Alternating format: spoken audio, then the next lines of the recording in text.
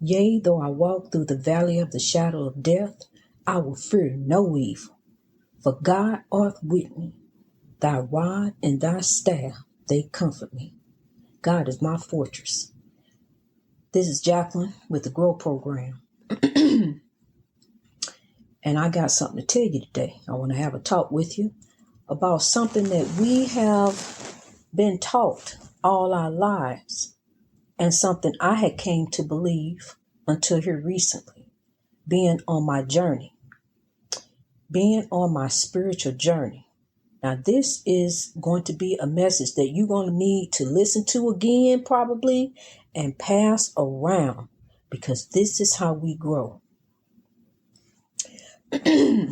Now, you are aware that when Christianity teaches us that when we pass on, our souls go back to God to rest, and they're resting in the spiritual realm.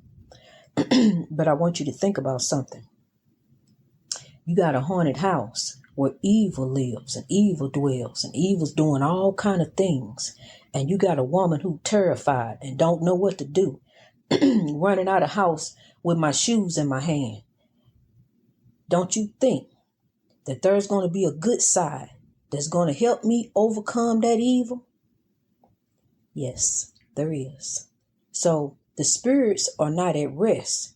If there's evil roaming around doing things, don't you think the good is roaming around? But the good just ain't doing nothing. It's the evil that's doing. It's the evil that's trying to overtake us and run us. And that's why the world is the way it is. But I'm going to let you know that if we don't get our heart and our mind together and get right, that we take a chance on becoming a tormented soul like those ghosts and demons that I was dealing with in that house. We got to get it together, people. We got to grow. Greatness reached over oppression through wisdom. I want to talk to you about something. When I was about 16, I used to have a friend. He was very special to me, and I thought about him over the years. His name was Anthony Baxter. Yes, I say it was. Anthony passed away when I was 16. Anthony used to come by and brighten my day. His mother don't even know, his family don't know. We were kids. But Anthony used to come and brighten my day all the time. I thought I liked it, Anthony. And I thought Anthony liked me like that. We were very close. As, you know, we were friends, a platonic friendship, but we were just really close. And I felt a special kinship with Anthony. And one day, Anthony was riding his bike and he grabbed hold of a garbage truck and he was killed. And I had drew a picture of him. I was heartbroken after that. I went to the funeral, and I remember my brother brought this up when we were adults. And my brother said to me, I remember when he died and you stepped up in that funeral, you saw all those girls in there and you got upset. And I did get upset when I saw all those girls. And I laughed with my brother when he said that, because it was true. You know, I thought I was it, but, you know, come to find out, you know, but we were friends. But Anthony's spirit has comforted me. I've always felt him close to me. When I thought about him, I used to draw when I was a kid, and I drew a picture of him. You know, it got lost. I wish I had all those portraits I drew. I drew Lincoln. I drew Michael Jackson. You know, I drew all kind of, I got A's in art. You know, I was very artistic, like I am now, you know, talking to you. But now I got God with me. But anyway, Anthony's spirit always comforted me. It always comforted me. I didn't know as a child that the spirits were not at rest. I thought he was with God resting. Okay. Well, when my brother passed, I know why he said this. As I'm riding down the highway, they called me to tell me he was on life support and I needed to get back home. I'm on the highway, 2:00 in the morning. I couldn't get no radio signal, so the radio was off. The kids were asleep in the back. And all of a sudden, I heard his voice say, I'm all right, big sis. And I almost had an accident because I'm looking around. I thought somebody was in the car with me. I turned around, the kids sleep. Wasn't nobody in there but me. And when I got to the hospital, they told me that he had passed at 2 something in the morning.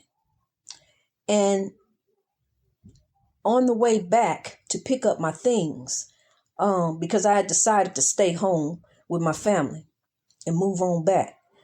On my way back to pick up some things about a week later, I'm heading down the highway, and all of a sudden, I don't know how I made it there because didn't remember how to get to the cemetery.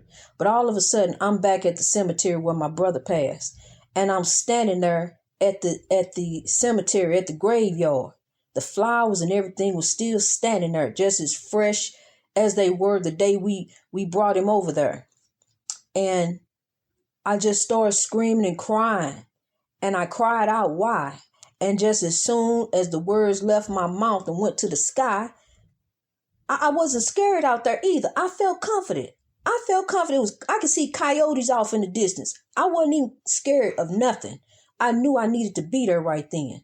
And just as soon as I said why, all of a sudden, all of the flowers fell over.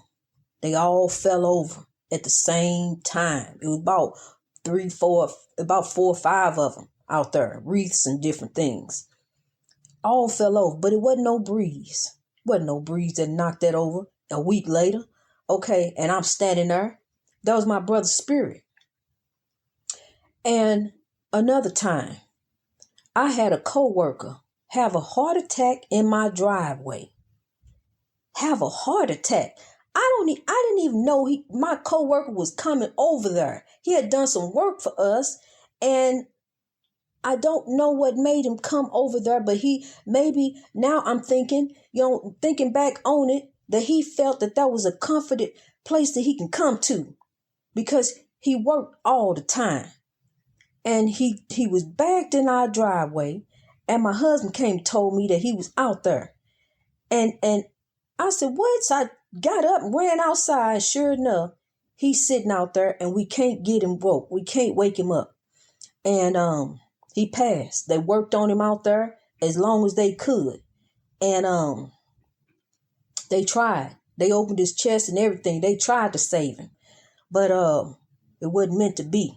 And he passed right there in the driveway. So it was about 4 or 5 days later, I wake up to this sound, this loud sound outside. I just can't understand what it is. I get up to go use the restroom, come back out, and I still hear the sound. And I recorded it. And it was a bunch of birds, about thousands of them, flying from one tree to the next, making a circle in my backyard. It was thousands, not hundreds, thousands. The sound was deafening. And then all of a sudden, they did that probably about long enough for me to stand there and record it and watch it. And all of a sudden they left. And it was telling me that was my coworker's spirit that left. And dealing with the house, dealing with the demons that I dealt with, knowing that the good spirits helped me to overcome the evil that was in the house. The good spirits are what helped me to propel to make the GROW program to help Africans across the world come out of oppression, to help Africans everywhere, and to let those know who are oppressing our people that you are going to face judgment one day. We all got to leave here. That's one thing that you can't change. You can change your hair color. You can change your skin color. You can change who you are. You can change to be a man or a woman. But you can't change the fact that you're going to leave here. And you can't change the fact that your heart is going to be judged by your actions and how you do yourself and how you do others. There are ghosts and tormented souls that roam this earth. There are spirits that are here right now. I tell you right now, I'm not scared to walk in any haunted house. I'm not scared to deal in anything like that. However, I don't delve off into evil. I'm on the godly side. I'm on the good side. I'm on the side that's going to overcome. I'm on the side that's going to overpower. I'm on the side that's got the victory. I'm on the side that is greater that is in me than he that is in the world. So there is no demon that can overpower me. I don't worry about no demons. I don't worry about none of that because, see, I eliminate all the chaos, drama, and negativity out of my life. It's gone. I don't have none of that. I don't allow none of that to penetrate.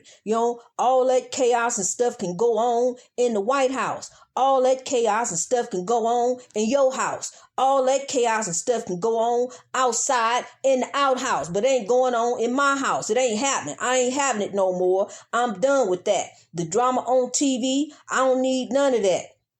We need to get rid of that drama. That Jerry Springer, Maury Povich, all that stuff has got to go. It's time out for that, people. That's oppressing. So, when you go feed that chaos in your system, that's what you get out. It's time to start living in honor. It comes a time that you just begin to do different, think different, look different, act different. It's time to come out of that, people.